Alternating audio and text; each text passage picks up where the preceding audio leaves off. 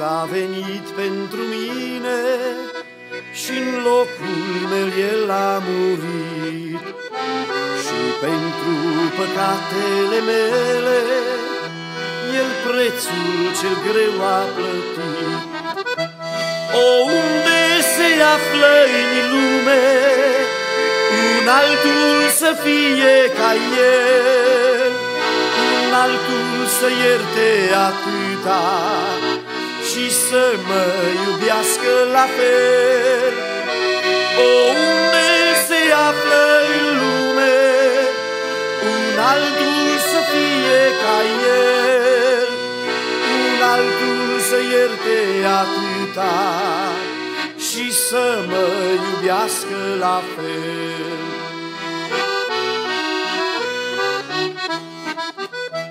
Iisus s-a rugat pentru mine, deși eu pe El l-am lovit. Mila a venit să-mi slujească, deși eu l-am batjocorit.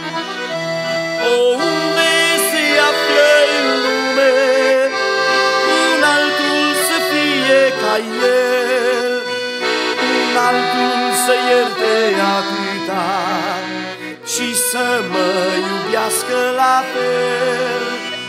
O, unde se află în lume un altul să fie ca El, un altul să ierte atâta și să mă iubească la fel?